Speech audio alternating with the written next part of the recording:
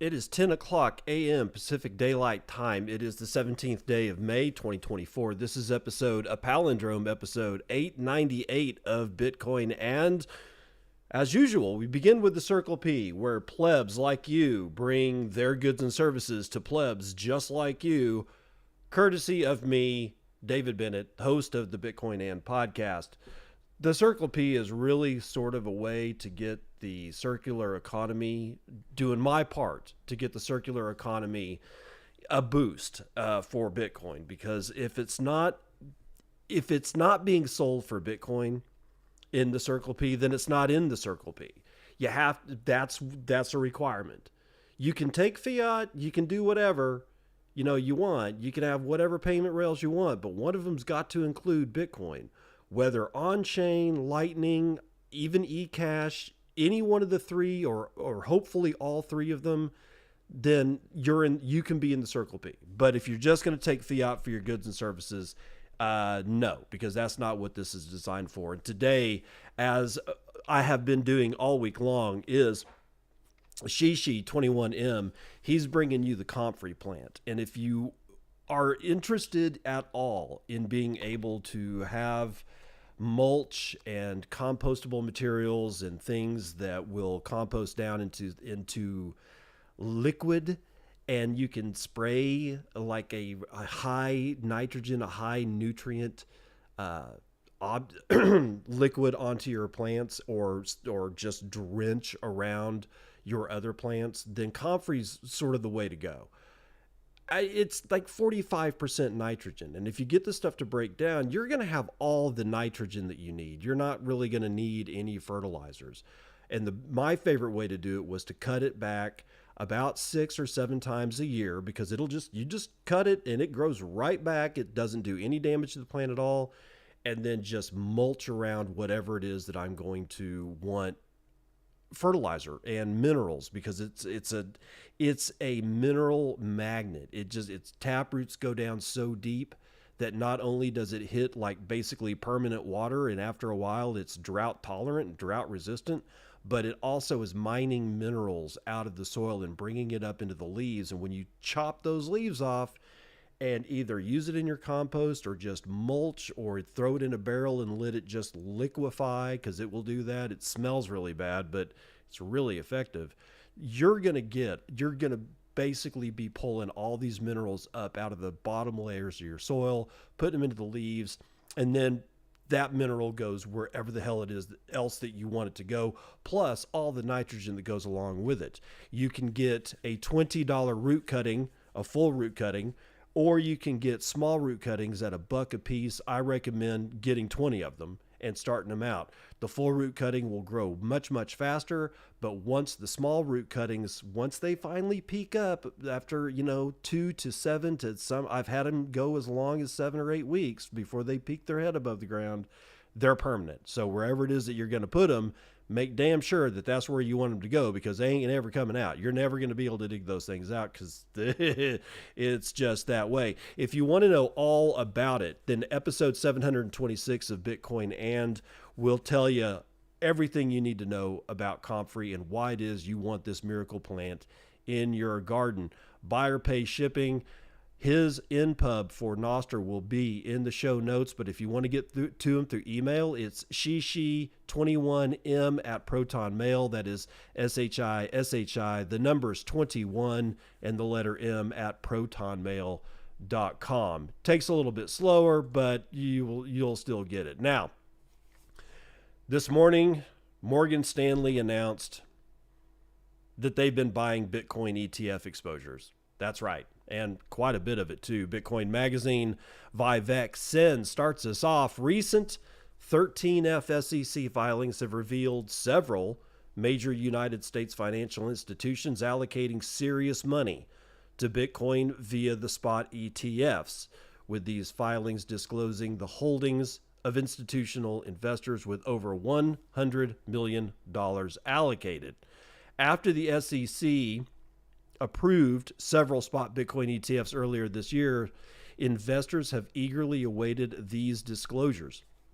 The filings reveal names like State of Wisconsin Investment Board, Wells Fargo, JP Morgan, and others, pausing to remind you that the JP Morgan and Wells Fargo holdings are not all that impressive. But let's get into this Morgan Stanley stuff. The latest disclosure shows mammoth financial services firm Morgan Stanley has bought $269.9 million worth of Grayscale's GBTC. This makes Morgan Stanley one of the largest institutional holders of GBTC, besides Susquehanna's $1.8 billion position. With over $1.5 trillion in assets under management, this allocation signals the Wall Street Titans' growing conviction in Bitcoin's role in portfolios. It joins other major banks like JP Morgan, BNP Paribas, and Royal Bank of Canada that have disclosed spot Bitcoin ETF purchases. Despite some firms like Vanguard opposing Bitcoin, to their own detriment, the broader shift has been towards embracing Bitcoin exposure. Clients are demanding access to Bitcoin's growth prospects as both an inflation hedge and an alternative asset class. Old guard banks steadily allocating to Bitcoin ETFs represent a monumental change. Morgan Stanley's purchase follows executives speaking positively about Bitcoin's potential. Though still a small portion of their assets under management, it indicates legacy finance sees Bitcoin's value. As major traditional institutions warm up to Bitcoin, accessible ETFs have enabled dipping their toes in. The Q1 disclosures provide tangible evidence these giants are acting on growing conviction in Bitcoin's staying power. So now it's Morgan Stanley. And okay, so they're $1.5 trillion in assets under management, and they've allocated $269.9 million just to Grayscale's GBTC, which begs the question. After all of the outflows of GBTC, Morgan Stanley, instead of choosing BlackRock, chooses Grayscale. After all of these outflows and their high management costs, it seems odd that they didn't go with BlackRock or one of the other ones. I mean, there's 9, 10, 11 of these things to choose from, and they chose to go all in with Grayscale. They didn't even spread it out to a couple of different ones. I don't know why they would do that, but this is what they've chosen to do. Secondly, while it's not a great big percentage of their assets under management, they were never going to do that in the first place. They're going to start small, and they're probably going to keep it small. I mean, honestly, this is when you add Bitcoin into the mix of all the financial products that they have to choose from, Bitcoin's, basically the last one on the scene. So I don't expect them to do anything like go over, 1-2%, especially in the first few years, if ever. I mean, it depends on what we see happen with Bitcoin, but in either event, I just don't expect them to do stuff like half of their allocation automatically gets reallocated into Bitcoin. I don't think that you're going to see anybody really do that, but you never know. I mean, degeneracy is everywhere. $5.1 billion pension fund. Now, their CIO has joined a nonprofit organization focused on Bitcoin adoption. Who the hell are we talking about? Well, Bitcoin Magazine again. This is Nick Hoffman writing. Today, the Proof of Workforce Foundation, a 501c4 tax-exempt nonprofit organization, has announced the addition of 2 distinguished members to its board of directors, Ajit Singh and Raphael Zaguri. According to a press release sent to the magazine, this duo is being brought on to further strengthen the foundation's mission to promote meaningful, education-based Bitcoin adoption among workforce organizations. Ajit Singh joins the board from his current role as Chief Investment Officer of the Houston Firefighters Relief and Retirement Fund, a $5.1 billion pension fund, and the first in the United States to add Bitcoin directly to its balance sheet in 2021. Singh has also served as the Chief Risk Officer and Deputy CIO for the United Nations Joint Staff Pension Fund, managing a global pension fund with approximately 144,000 participants across 25 United Nations member organizations. Quote, as institutions continue to learn about Bitcoin, I'm excited to bring my experience to the Proof of Workforce nonprofit board of directors, Singh stated. Further quote, Bitcoin was created for everyday workers with its greatest attributes discovered through meaningful learning. Proof of Workforce is well equipped as a reliable resource for any organization, institution, state, or city in pursuit of a strong and healthy workforce. Raphael Zaguri, the chief investment officer and head of research at Swan Bitcoin, also joins the board. Zaguri is known for creating the Nakamoto Portfolio, an open source software tool that demonstrates Bitcoin's impact on fund portfolios. His extensive background includes co-founding OpenCo, a leading Brazilian fintech, and holding executive roles at Goldman Sachs, Deutsche Bank, and Merrill Lynch in New York. Quote, this dynamic addition to our board of directors positions us as a high-level global resource for any pension fund, labor union, workforce organization, or government body interested in meaningful, education-based Bitcoin adoption, stated Proof of Workforce founder and president Dom Bai.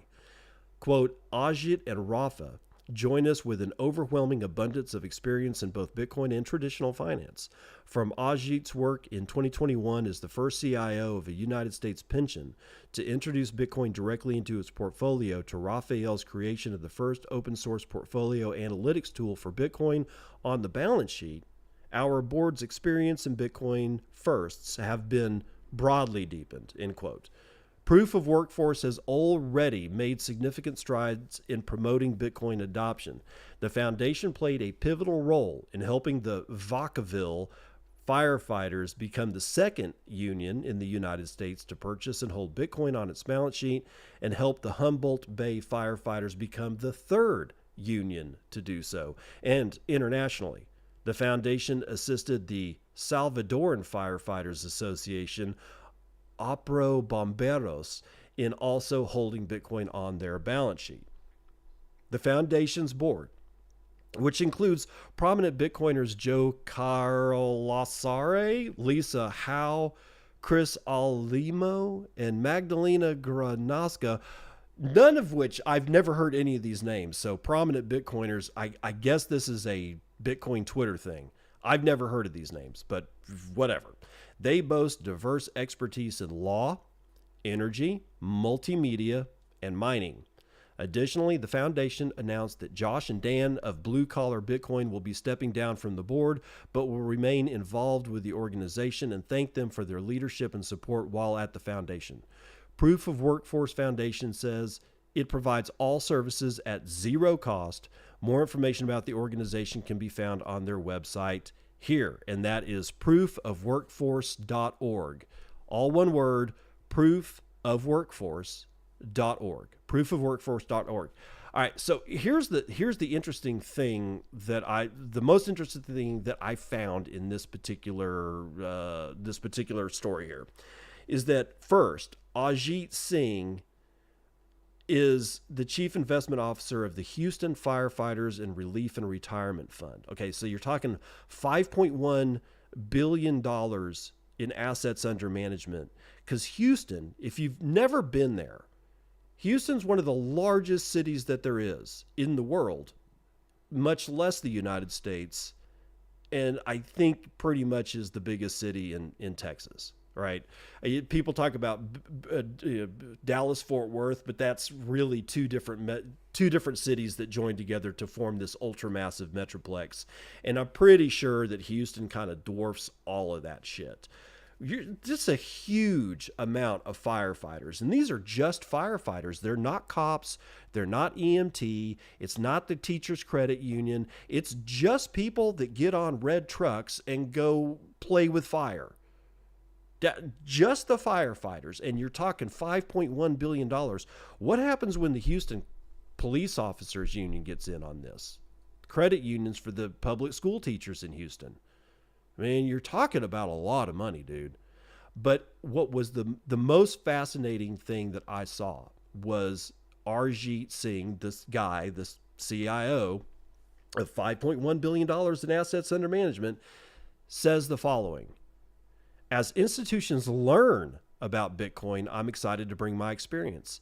Bitcoin was created for everyday workers. That's an interesting statement.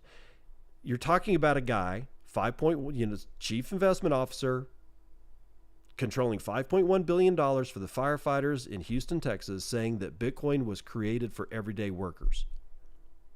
It's almost socialist.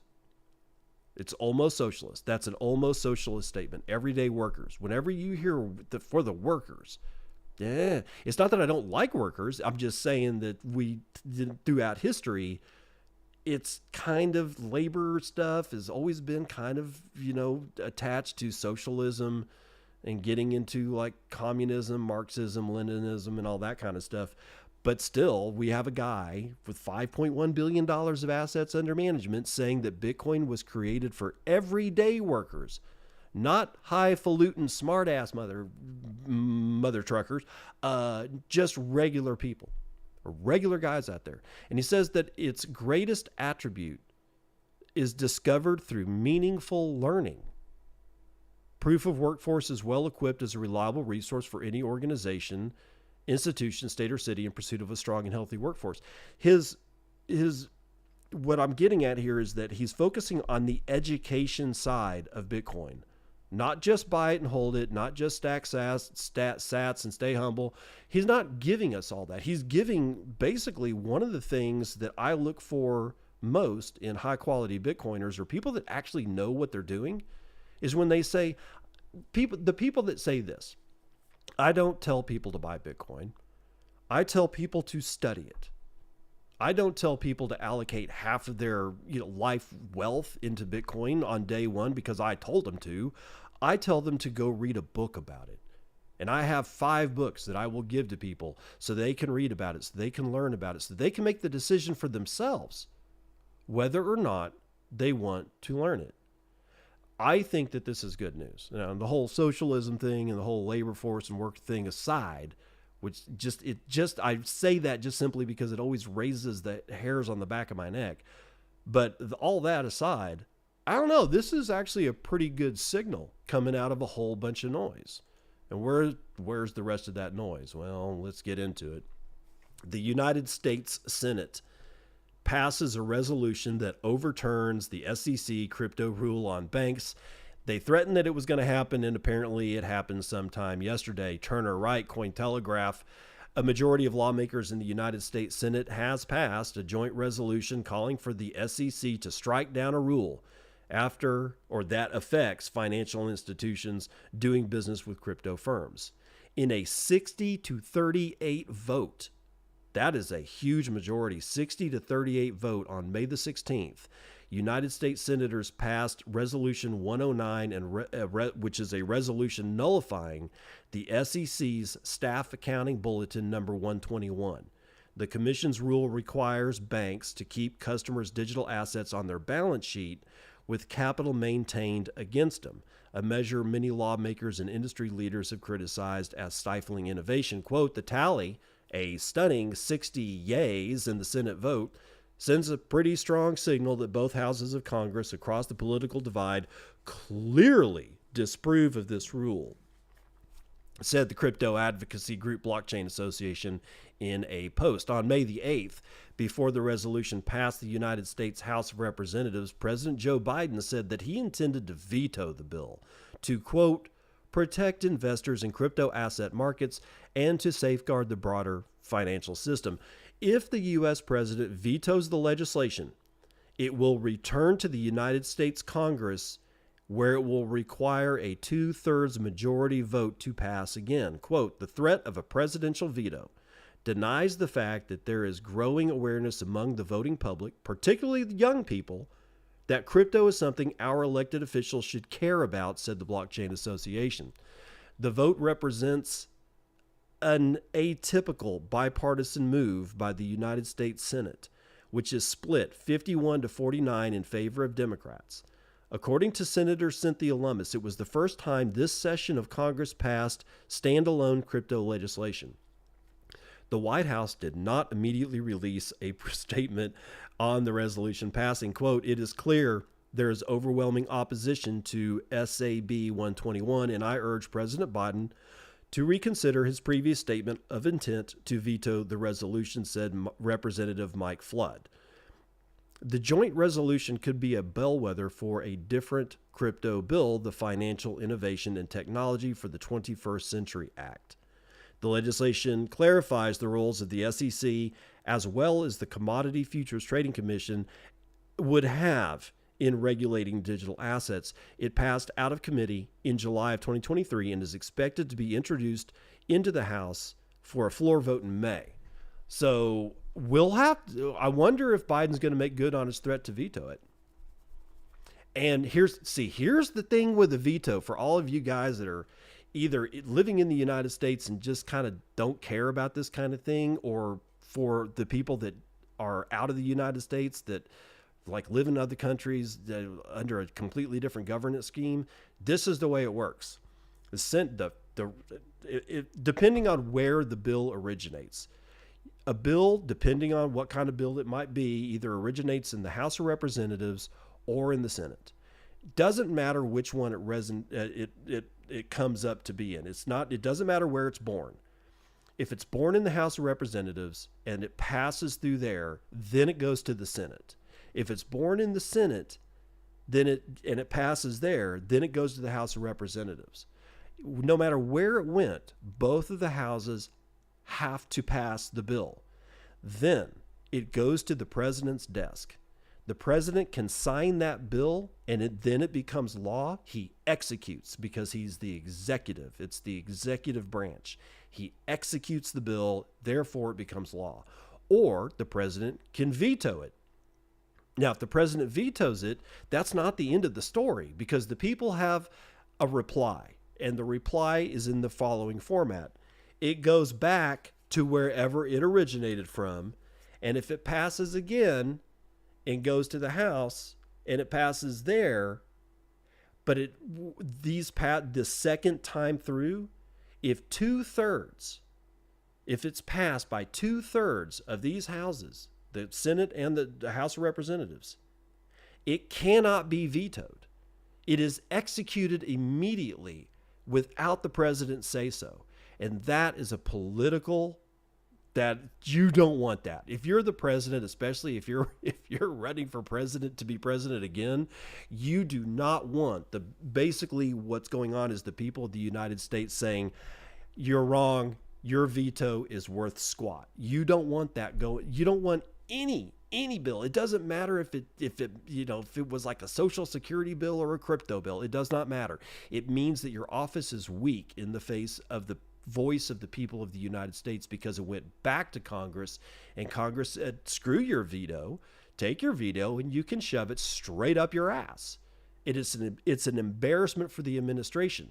So will he veto it? Because if it goes back and it passes by 2/3 majority, then it's instant law. That means that we didn't need that dude in the first place, and the people's voice will have spoken loud and clear. Again, no president running for election wants to have one of their vetoes overturned like that.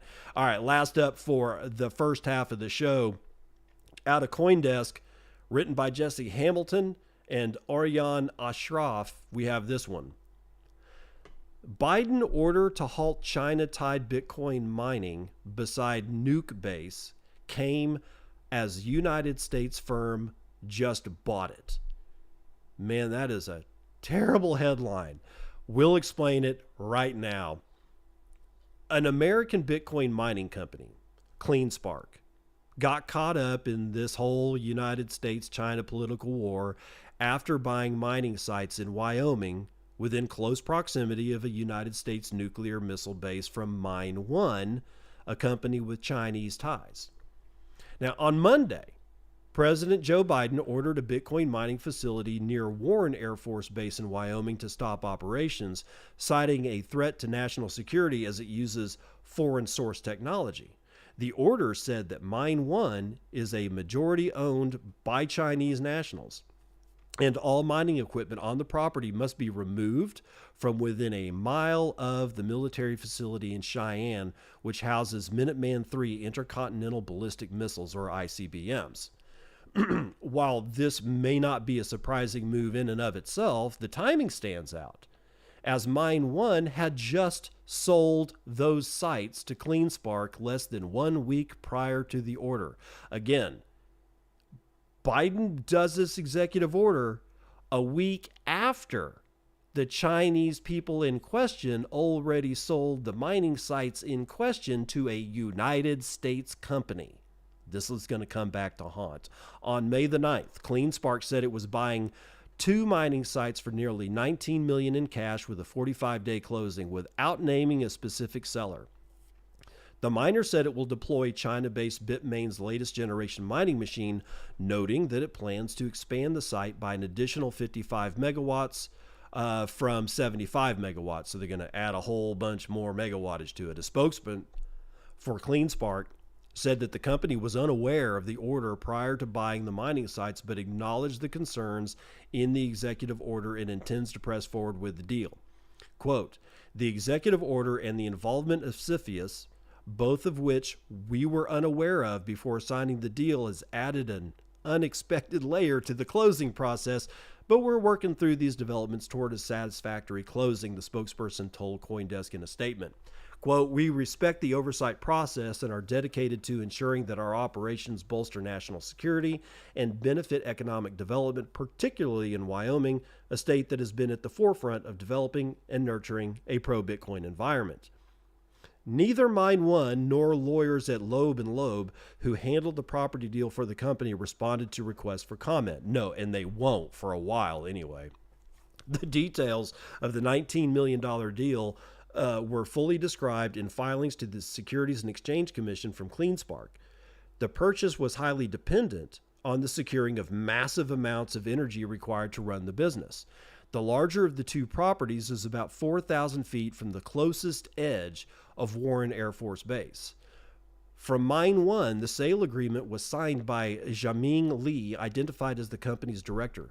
Li, who could not be reached by CoinDesk for comment, has also been president of China's Xingtai Food Company, a partner at TCC Capital, and reportedly managed almost $12 billion in assets at Sinatay Insurance Company. He's got a doctorate in economics from Fordham University, according to the past press releases. Li was also briefly the president of BitOrigin Ltd., a Mine 1 investor and a company that was reported to have garnered similar scrutiny previously from Washington. The SEC disclosed contract with CleanSpark outlined a due diligence period extending 15 days from the May 8th deal the deal was signed, or the May 8th date that the deal was signed, and the purchase could be scrapped if Mine 1 didn't satisfy several conditions, including government compliance matters. Quote, "I have been deeply involved in national security affairs for nearly 4 decades, and am well aware of the potential risks of many different types of encroachment on important defense infrastructures," said Tom Wood, a CleanSpark board member who once served in senior United States Navy roles and as a military analyst in a statement. Quote, "The presence of a CCP-owned data processing facility near a facility like Warren, which houses, a portion of the nation's ICBM forces, legitimate cause for concern, as noted by the president's order," end quote. He said he's familiar with the CFIUS process, calling it impartial, data-driven, and non-arbitrary. And he said that if the United States mining business can address the concerns in the order, quote, "I would consider this a significant win-win for the United States as well as CleanSpark," end quote. This use of the Committee on Foreign Investment in the United States, CFIUS, their powers to shut down the acquisition by owners tied to China, marked the 8th such use case of CFIUS, 7 of which involve China, according to lawyers at Hogan Lovells who specialize in this issue. Ann Saladin and Brian Curran said in an emailed analysis that this was, quote, The first presidential prohibition relying on the expanded authority over real estate transactions granted to CFIUS and the president under the Foreign Investment Risk Review Modernization Act of 2018. So what does it all mean? Well, it sounds to me like somebody dropped the ball, but it's only a $19 million deal. So that part's not surprising. What is kind of surprising, though, is the timing of this entire thing is, I don't know. I got a problem with the timing. Biden waves his flag that is in the form of an executive order saying, see, I'm going to squash mining. I'm going to kick these dirty Chinese out of the country because they're too close to the Air Force base. Well, that part, I get that part. But the thing had already been agreed to be sold. So the only thing that he can back into is these couple of clauses that were in the executive order saying that not only was it Chinese owned, that wasn't real, that was just one of the things. The other two things that he had a problem with was the fact that the electronics involved could be used for monitoring and espionage.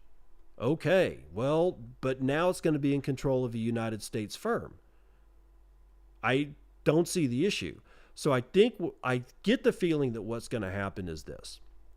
CleanSpark, now that this is all out in the wind and everybody understands what's going on now, I get the feeling that the lawyers are going to come to an agreement with the executive branch of the United States government, and not as much as rescind the executive order, but I think that they're going to allow this because the Chinese people that own the company are going to be gone. Because CleanSpark is a United States-based company, they're going to allow anybody and everybody that needs to come in to do their inspections and check shit out, they're going to allow that to happen. They are too deep in the weeds on this deal to pull out. Millions have already been spent just on paperwork and lawyers and filing alone. All right? They are not about to let this shit go without a fight. So I fully expect that CleanSpark will be allowed to operate these facilities, but they will be heavily monitored. And why anybody put these things that close to Warren Air Force Base in the first place, unless they wanted to do espionage, is beyond me. But it was owned by the Chinese. Who knows what the hell is going on out there in global political macro bullshit. But we've got numbers to run.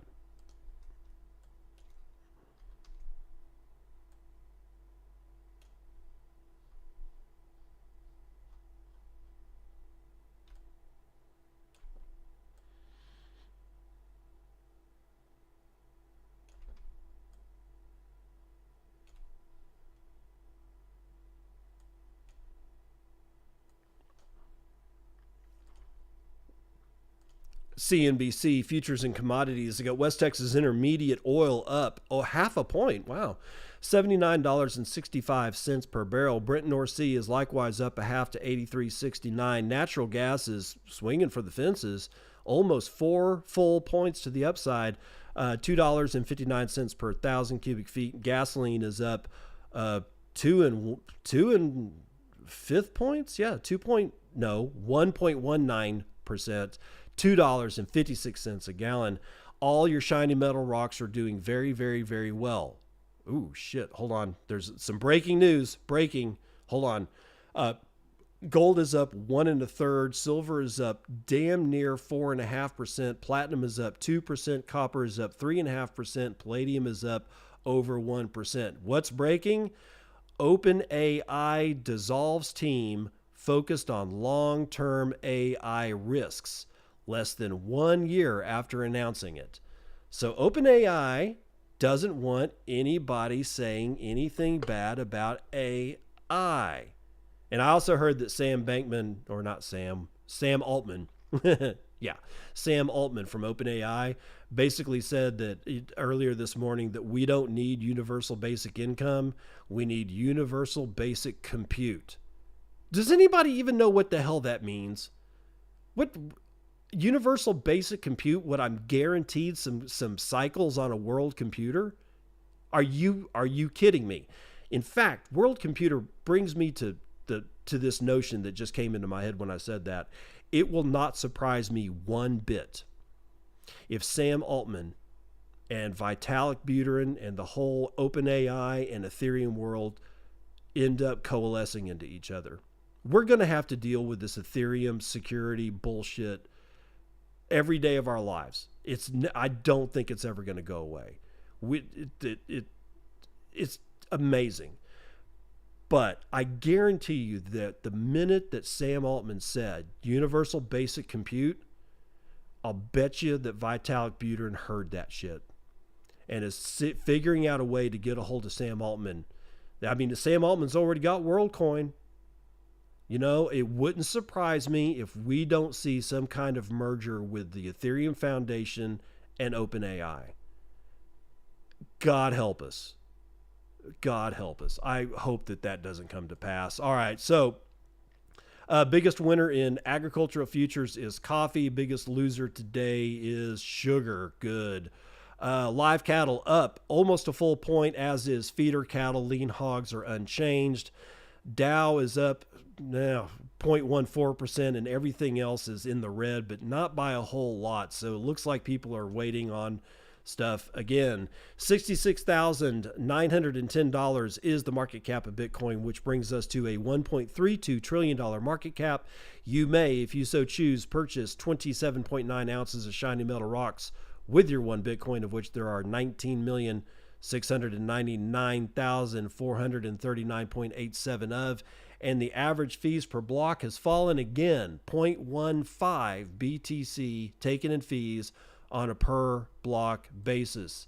And how many blocks are there, you ask? Well, there are right now 207 blocks waiting or carrying 160,000 unconfirmed transactions, waiting for high priority clearance at 13 Satoshis per VByte. Low priority is 11, and anything under 4.3 is being purged from mempools around the world, which are operating at a combined hash rate of 638.4 exahashes per second. It's a little high. Okay, so have you gotten a Podcasting 2.0 app yet? Or are you still actually laboring through legacy podcasting apps like Apple Podcast or some other such bullshit like SoundCloud? Just don't. Even Overcast does not have modern podcasting features. All right, so if you go to podcastindex.org/apps, you'll be able to find all of the new podcasting apps. And this is how the people that give me boostagrams and stream me Satoshis, this is how it works. If you want the Bitcoin and podcast to do well, then use a Podcasting 2.0 app and fill up the wallets and stream Satoshis and send me boostagrams. You can even point at me and laugh in the boostagrams. I don't care. But it's the way this show remains sustained. And if you go to podcastindex.org/apps, you will find the following names for Podcasting 2.0 podcast apps: TrueFans, Podverse, Podcast Guru, Fountain, PeerTube, LN Beats, CurioCaster, The Split Kit, Cast-O-Matic, and Breeze. They will all bring chapters and transcripts and clips and the ability to send me boostagrams and stream Satoshis. There's all kinds of stuff you can do with Podcast 2.0. And speaking of boostagrams, here they are from Cheeseheads Are First. This was episode 897 of Bitcoin. And Joey Delago with 3333 says, audio on Fountain was fine. Thanks for the continuous signal. B squared laser with a row of ducks 2222 says great show and thank you. No, thank you. Dubrovko with 1730 says being from Wisconsin and a current Texan, suck it Trebek. Sean Connery. Shuck it Trebek. I cannot do a Sean Connery impersonation. Dubrovko with another 1720 says roaring kitty meows. El Salvador is putting their money where their mouths are and proving it to the world. That's awesome. Also, just ponder what kind of deadly Resident Evil movie-like protection MicroStrategy has to protect their keys. Gives me the shivers. Holy shit. Yeah, dude, Umbrella Corporation had some pretty tight security there, man. Dubrovko with 1710 says regarding wealth of networks, per government likes a smaller point to control a thing. That is why USBTC or custodial BTC has to be protected from bad actors. Pies with 1,000 says, thank you for being the most informative value for value podcast. Thank you, Pies. Pies with another 1,000 says, thank you, sir. No, thank you. Satoshi Boy with 500 says, nuttin'. Pies with 420 says, thank you, sir. Again, I thank you again. And Wartime with 333 with cheers. No, cheers. God's Death with 237. Thank you, sir. No, thank you. And that is the weather report.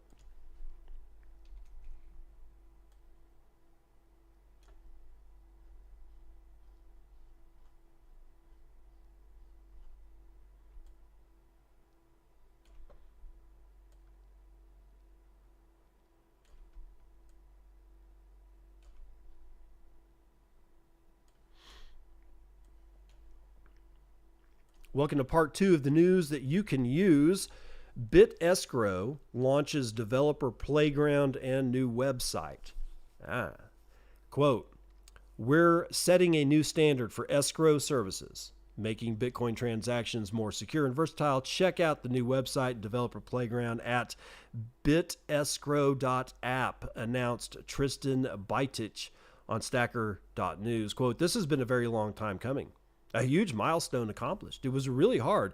2.5 years in the making, in fact. Looking forward to your feedback and seeing what amazing projects you'll build with BitEscrow, said the developer. So what's new? Developer Playground. You can experiment with BitEscrow API in a controlled environment with support for all of the test chains. There's a new website to explore comprehensive resources, including developer pages, branding guide, press kit, and much more. Developer tools are there. You can access APIs, SDKs, NPM libraries, and a test suite, all built from scratch using TypeScript. Other key features, non-custodial security, 187x faster transactions, 1/5 the cost of traditional services, and 0 paperwork. So if you're considering any kind of escrow service, you might want to check out BitEscrow. They have been around for a while, seem to be fairly trusted, but do your own research on that. But they have been around for quite a while. Now, IBEX has... they're pulling out of the U.S. Let's just get to it. IBEX Pay suspends services in the United States. They are a Lightning payment processor, and they're pulling out following a period of intensified regulatory scrutiny and uncertainty in the country. Users are urged to arrange for their outstanding balances to be transferred by May the 31st. This is bad news. I don't like this shit. Quote, after careful consideration, it's been decided that effective 31st of May 2024, all IBEX Pay services in the USA, only the United States, will be suspended.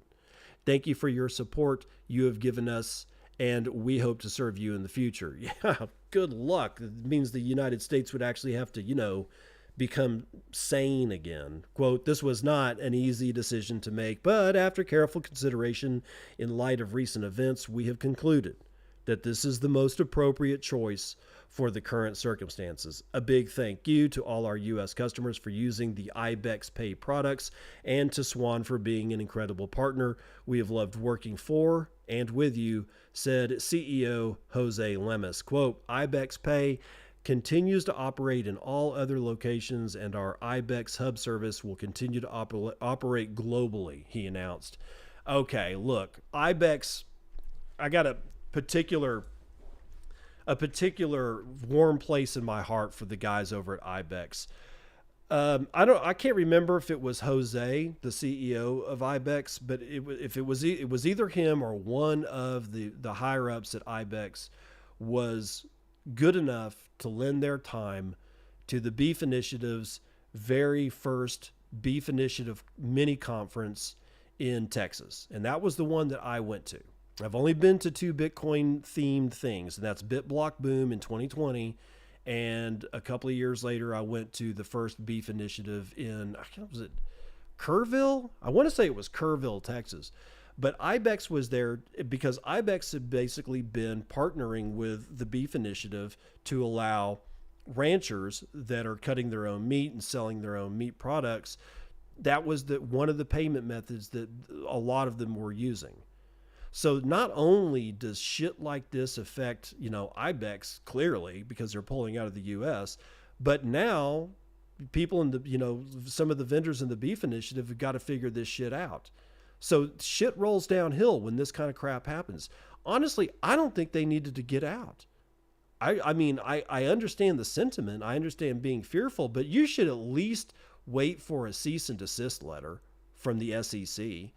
I mean, just because you get a letter from the SEC doesn't mean you're all going to jail. It just means that they want you to stop. It's when you don't stop that you got some real issues going on, even though all that's bullshit. But be that as it may, I think I've never seen this before. I've never seen people in this space get this freaked out so quickly. And all this is doing is lending energy and power to the SEC, because you're now Department of Justice, SEC, CFTC, all these guys they're feeling empowered. See, it's working. Hell, we didn't even have to send a letter to Ibex and now they're gone.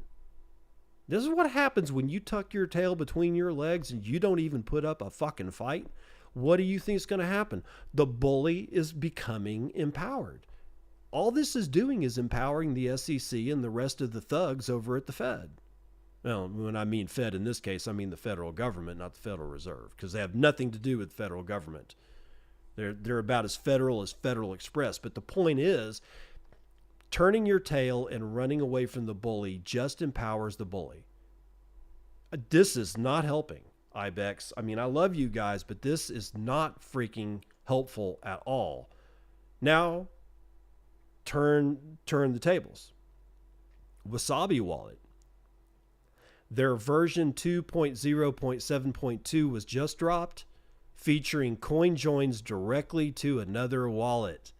At least somebody's got some spine left. Wasabi Wallet is an easy-to-use, privacy-focused, open-sourced, and non-custodial Bitcoin wallet. Quote, Wasabi 2.0.7.2 release is out. You can now join or coin join directly into another wallet, straight into cold storage. This feature is available from your coin join settings after you upgrade. Download, verify, and install the latest version on wasabiwallet.io. That's wasabiwallet.io. Announced the project. Quote, in the program, you can set another wallet in the CoinJoin settings to which you want to CoinJoin. In this case, anonymity score target is not considered. Once the CoinJoin is completed, your coins will be transferred to the wallet that you specified, as was explained in the release notes. So, CoinJoin directly into another wallet in the face of all the regulatory shit that is scaring the likes of Ibex out of the country.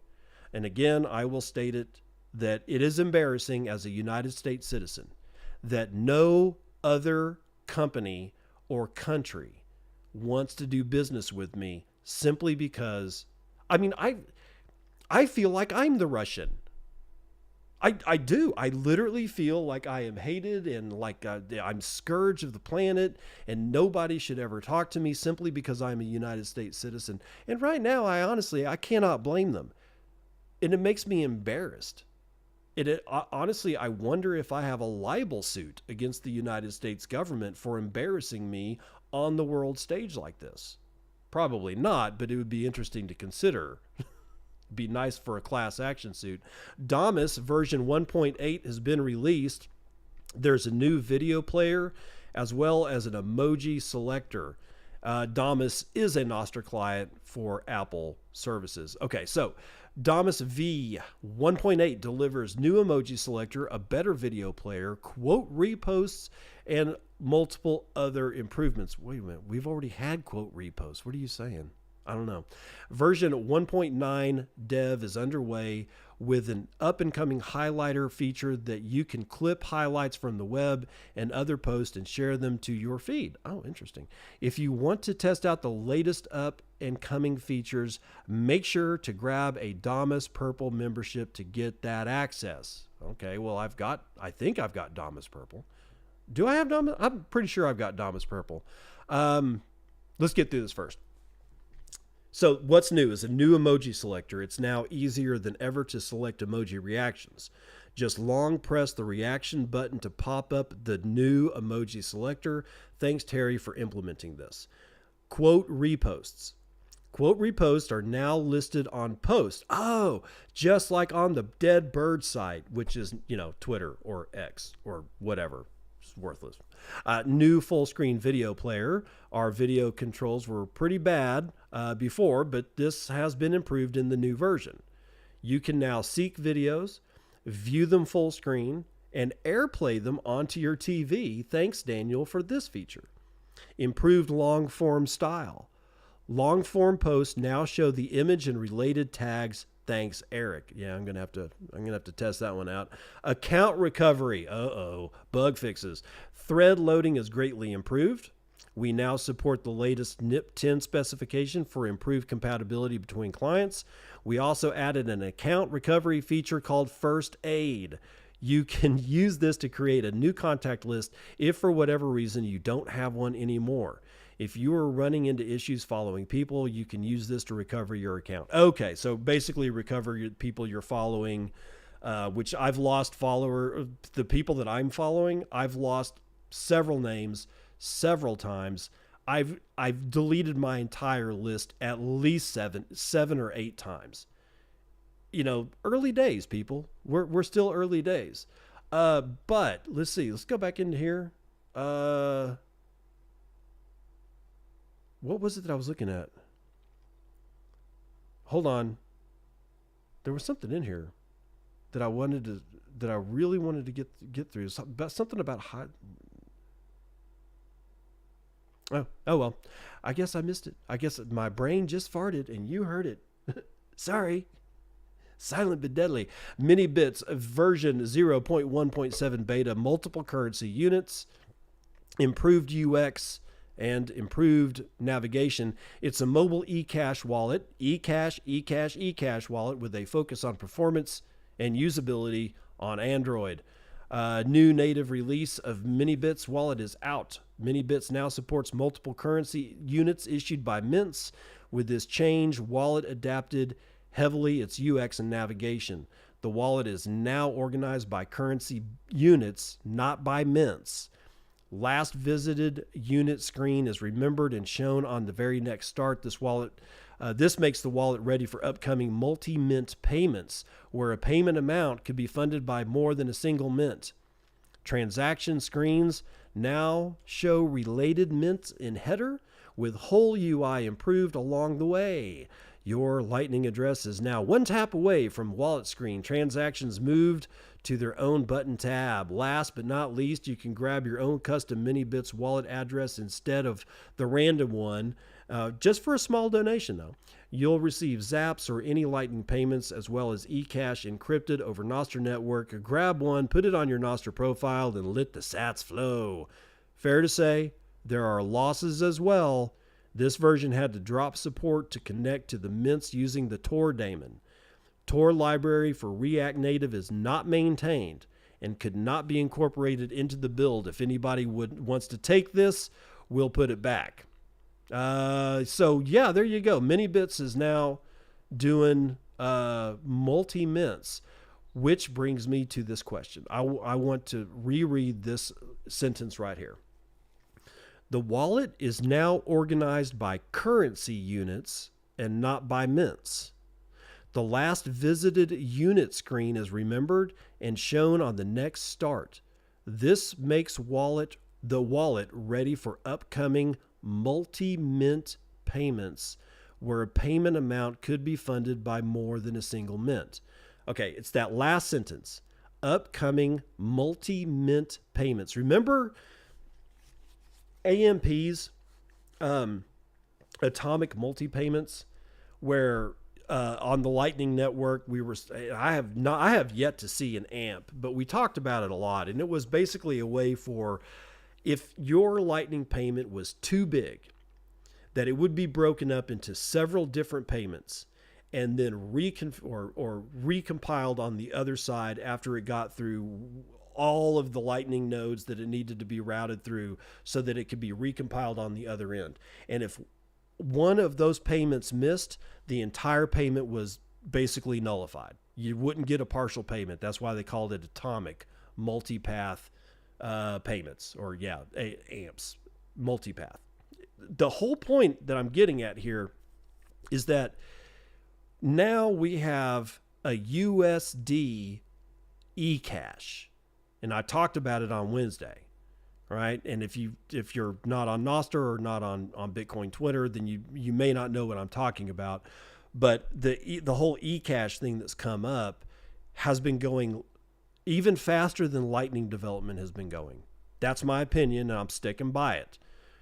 I cannot keep up. And just earlier this week, or like at the end of last week, they talked about, these people at eCash started talking about, well, now it's sort of, just for lack of a better term, this isn't exactly what it is, but for lack of a better term, think of stable coins as a version of eCash, right? A USD backed eCash. Okay. But now we just said that there's going to be multiple currency units in eCash according to this MiniBits announcement. So if there's a USD version of eCash and there's a Euro version of eCash, and somehow there's a Mexican peso version of eCash, is it possible that we could use multiple currencies? Multiple eCash backed currencies, multiple eCashes backed by national currencies, their versions of it, their version of the USD, their version of the peso, their version of the euro, and like an atomic multipath payment. I mean, if that's even remotely true, it seems like the Justice Department of the United States, as well as the European Union, as well as anybody else in the Western, it looks to me like the minute that they figure that out, if I'm right, and I totally reserve the right to be wrong, right? Wow, that worked out. If I'm right, and you can use multiple different versions of all these different currencies, I think the justice departments of the respective countries are going to lose their ever-loving mind. It's going to make them, it seems to me like it has the potential for them to start screaming even louder about money laundering. So for all the guys that are developing eCash and mints and anything to do with that ecosystem, for the love of God, do not ever tell anybody your real name, that you have an address, that you may have a phone and a phone number, an email address. Please, for the love of God, go dark. Don't start a company. Don't file an LLC. Don't file a C Corp. I don't know how you're going to make, this is where value for value really comes in. If you want the Bitcoin and podcast, then you need to donate. If you want eCash, you better donate to the developers that are not going to start a company for a revenue model, because that's the only way that they're going to be able to continue doing their work. Because if they do start a company with a revenue model, they're going to be like IBEX, and the first people that don't get to use the service will be United States citizen. Okay? So, and I don't want any of these people going to jail because they don't deserve it. B, we need this. Right? I have been talking for the last week about 1 billion identities going dark. That's going to need to happen. Maybe not 1 billion, but let's say a couple 100 million. Just identities that just stop using legacy anything. It's like they just disappear. They don't know where any of these people are. They just left. Like went to Galt's Gulch. I think we may be at the Galt's Gulch entry point. And if anybody has ever read or seen the movies, the Ayn Rand book, or seen the movies Atlas Shrugged, you know what I'm talking about. I think we're here. Because what we're wading into is a complete destruction of anything that anybody in the legacy financial system has the capacity to understand. It's moving too fast for them. And we've got a very vicious animal backed up into a corner. And now we're performing ninja moves at the speed of light, and it's going to piss off the animal that's in the corner even more. It's going to be even more scared because it's going to be like these shadows just flicking in front of it. And at one point or another, it doesn't care whose blood it draws. It's just going to put the claws out there. And if we're not careful, it will be us that actually impact the claw, and the claw not impact us because we're flying around too damn fast. The only thing that I can figure for developers to do at this point in this space is go dark.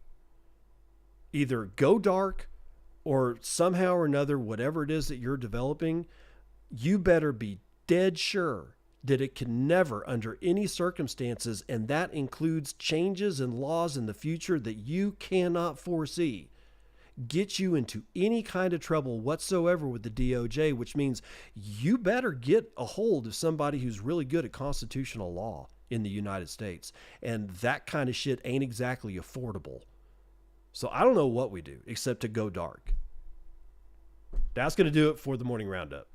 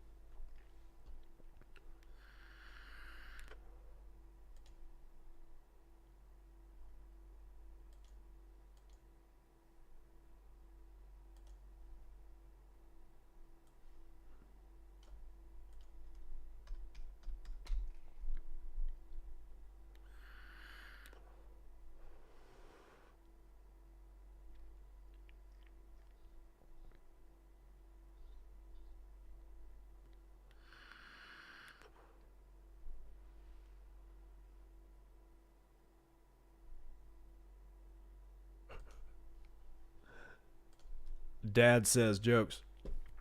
Marvin Gaye used to keep sheep in his vineyard. He'd heard it through the grapevine. Not a bad way to end the week. Not terrible. XPLBZX, thank you for the 69 sats, and thank you for telling me that the new mic sounds good. I appreciate that, because it's like when I listen to it on playback, when I was doing the testing, it definitely, in my mind, sounded better, but I'm not the one that I'm trying to please. It's you guys that are out there, including Gagro, that zapped me 121 sats. I appreciate that, sir. Consider what it means to go dark on development. Is it possible to go completely dark on your identity, but still have an actual identity in the legacy world, the kind of one that you need because you need a bank account, you're going to be able to get cash because none of these people are figuring out how to use Bitcoin yet, but still be able to competently develop the very things that are going to make the Department of Justice in the United States very, very angry? Is it what has to, without going completely dark and selling everything that you own and buying an Airstream trailer and moving around the country, short of doing that, what can people do? Give it some thought.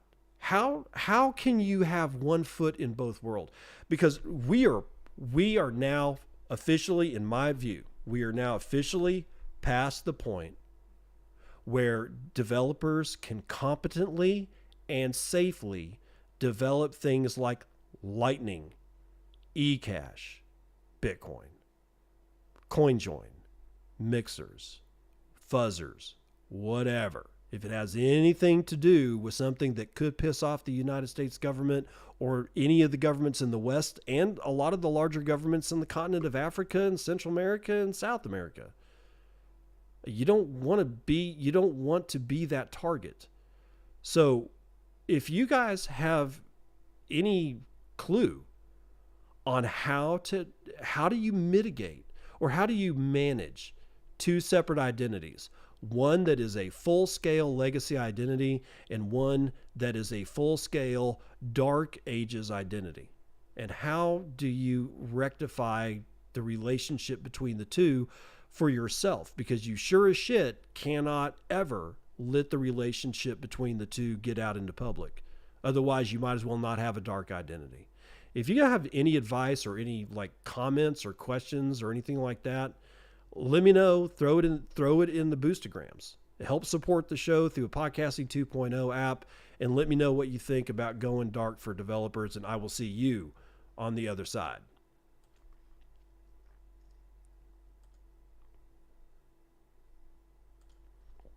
All right, let's see if we can get the rest of you guys. Is there anybody? Let's see if I can't get y'all over into what am I trying to say? What am I trying to say? A raid. Let's go to a raid. Let's see if there's anybody out there that needs to be raided. Odell. We'll just let's see. Oops.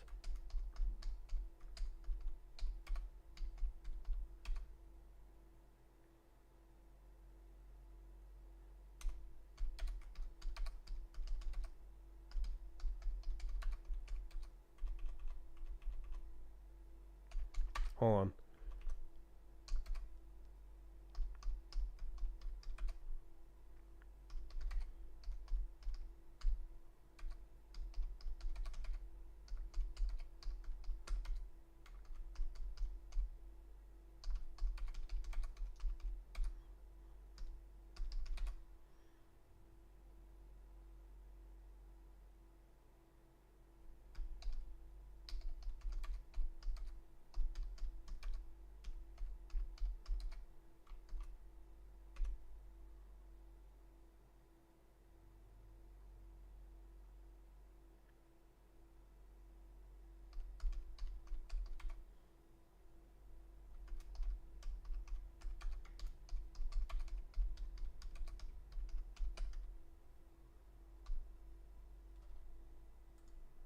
All right.